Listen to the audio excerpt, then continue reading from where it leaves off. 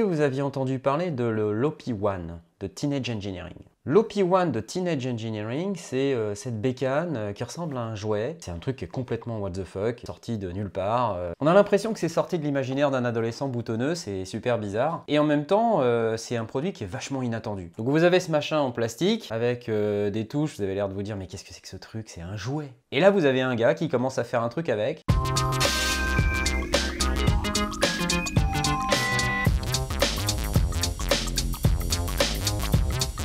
Et vous vous dites, waouh, ouh la vache, qu'est-ce que c'est que ce truc de l'espace? C'est un truc assez incroyable. Donc si vous ne connaissez pas le Teenage Engineering OP-One, urgent d'aller regarder un certain nombre de vidéos. Les vidéos de Redmine Recording, c'est un gars qui a fait pas mal de trucs sur le Teenage Engineering OP-One. D'ailleurs, c'est assez incroyable le nombre de vidéos qu'il fait ce gars-là. Et puis surtout, le nombre de vues sur ses vidéos. Enfin, il est sur les centaines de milliers de vues, c'est incroyable. C'est un produit qui est différent. C'est une workstation complète. C'est un tout en un. Ça inclut des synthétiseurs, ça inclut un certain nombre d'effets, ça inclut un magnétophone. Le séquenceur n'a que 4 pistes, mais vous pouvez utiliser le tape, le magnétophone, pour pouvoir enregistrer en audio certains trucs. Il n'y a pas d'undo, c'est assez prisonture qu'en réalité quand on regarde, il y a des choix qui ont été faits, qui sont vraiment des choix hard quoi. C'est pas forcément un machin qui s'intègre très bien dans votre home studio existant. C'est plus un outil de composition pour les mecs qui sont en situation de mobilité. C'est tout petit, ça rentre dans une poche. Alors je vous parle de ça, c'est pas un truc tout nouveau, hein, l'OP-One.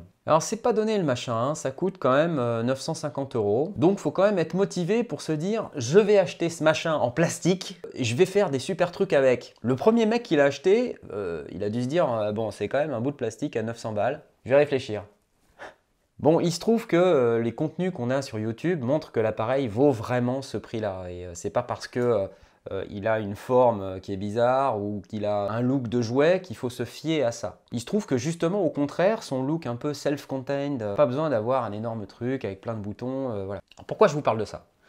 Simplement parce qu'en septembre de cette année, c'est-à-dire maintenant, on est censé avoir la nouvelle itération de Teenage Engineering sur ce type de matériel. Un séquenceur tout en un, intégré avec des fonctionnalités de mixage. Et depuis quelques mois, il y a du teasing qui est fait sur le OP-Z, la nouvelle mouture, le petit frère en quelque sorte de l'OP-One. Alors, au départ, on se dit le petit frère, pourquoi? Parce que ils ont annoncé sur un certain nombre de forums que ce serait moins cher. Il y a des gens qui ont commencé à réfléchir en se disant ce qui coûte cher dans l'OP-One, c'est l'écran, c'est la batterie. D'ailleurs, apparemment, ils l'auraient dit eux-mêmes sur un certain nombre de forums, l'écran de l'OP-One, qui est un superbe écran OLED couleur, et la batterie, c'est les deux trucs qui coûtent cher dans la machine. Donc ils arrivent avec l'OP-Z, et on a vu des gens qui l'ont eu entre les mains, notamment Cuckoo dont on a déjà parlé. Hello, this is Cuckoo. Today I've got something very special to share with you. Cuckoo, je l'aime bien ce gars-là, il a vraiment l'air cool. The OP-Z from Teenage Engineering. Il a du poil. Ouais. Quand on regarde la vidéo de Cuckoo, on voit un appareil qui a l'air encore plus d'être un jouet que l'OP-One. Et là, on se dit, non mais attends, c'est juste pas possible, là, il n'y a même plus d'écran, les touches sont toutes petites, qu'est-ce que c'est que... Mais les gars, mais putain, mais vous faites n'importe quoi, les mecs! Et pendant 1 heure, Cuckoo explique comment fonctionne la bécane. On se dit, bon, il y a un séquenceur 16 pas. 16 pas? Attends, mais les gars, 16 pas, quoi! Mais quand on regarde ce que fait la machine, et quand on regarde dans cette fameuse vidéo de Cuckoo la manière dont il utilise le séquenceur, et donc ce qu'on peut éventuellement faire avec, on se dit, oula!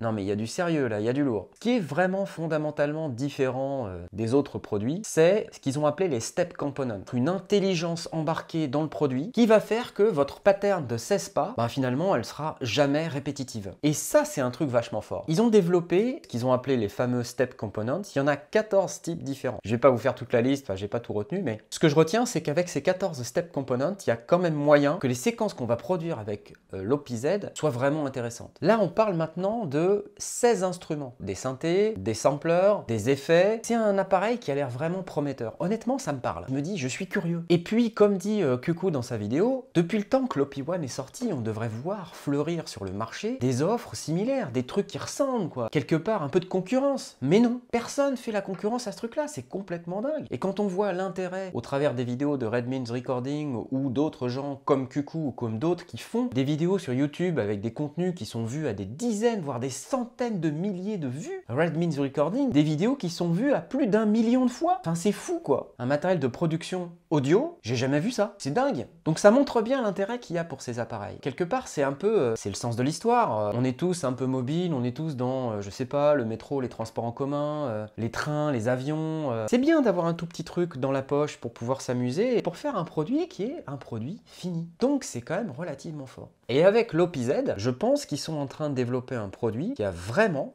du potentiel. Certes, ça a l'air d'être un joujou, mais regardez bien ce produit parce qu'à mon avis, ça va faire un carton plein. Perso, je vais le commander, c'est 100% certain, je vais l'acheter. Au niveau de l'écran, c'est pareil, il y a pas mal de détracteurs, les mecs qui disent non mais attends, il n'y a pas d'écran, qu'est-ce qu'on va faire avec ce truc? Enfin déjà que sur l'OP1 c'était vraiment limite, il n'y avait que 4 potards. Ils sont partis du principe qu'on avait tous des écrans dans les poches. Et c'est pas idiot honnêtement. On a tous le superbe écran Retina, OLED, machin, truc muche.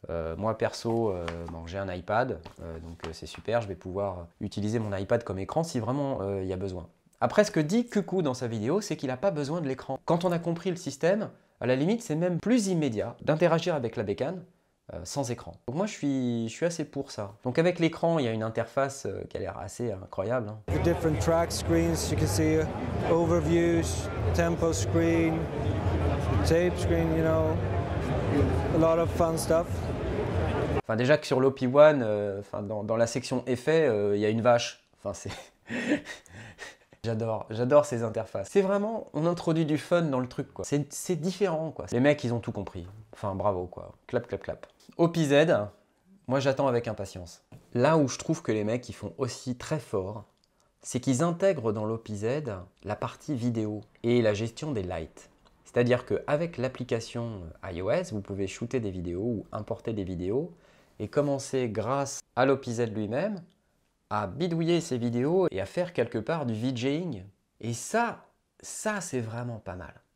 Ils ont compris qu'il y a des artistes qui sont en demande de ça, des artistes complets qui veulent absolument faire un ensemble, un spectacle vivant, pas que de la musique. Des gens qui veulent faire aussi de la vidéo, projeter une œuvre de VJing, gérer leur light, tout ça à l'intérieur du séquenceur dans cette toute petite boîte qui est vraiment minuscule. L'OPZ, c'est encore plus petit que l'OP1, quoi. C'est fou, quoi. Apparemment, ça va gérer aussi les lights en protocole DMX. Donc, si vous avez des projecteurs LED chez vous ou dans une salle de spectacle, vous pouvez les gérer avec l'OPZ.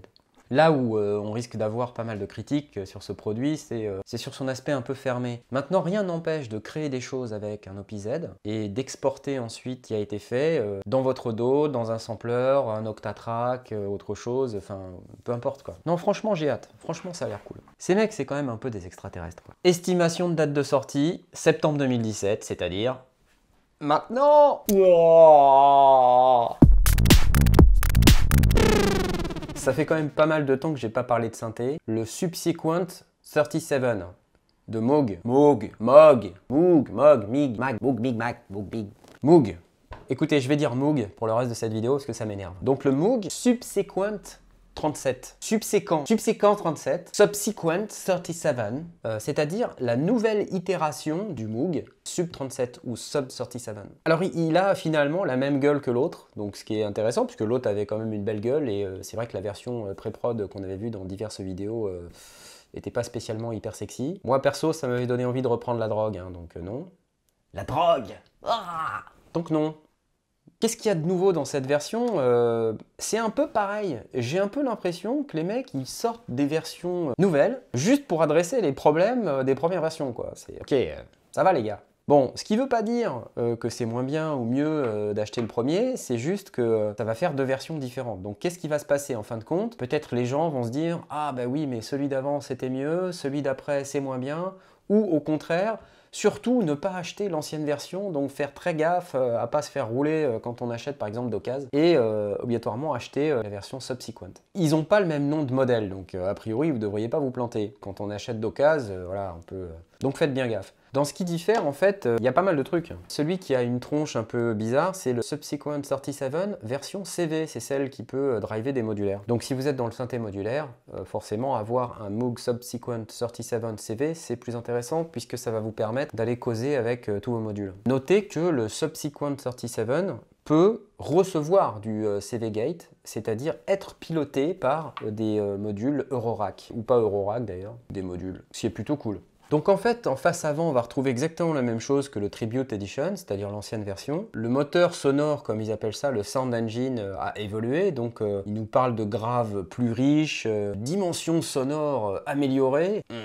Bullshit marketing, alerte, bullshit marketing, alerte. Après, c'est une question de goût. Il y a une vidéo qui est très intéressante sur le sujet, d'un ingénieur qui fait le détail des différences sonores entre le Moog Sub 37 et le Moog Subsequent 37.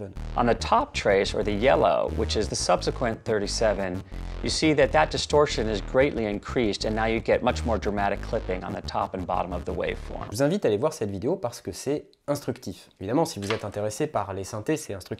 Si vous êtes intéressé par le macramé, on en a rien à secouer en fait. Voilà, Subsequent 37 et Subsequent 37 CV.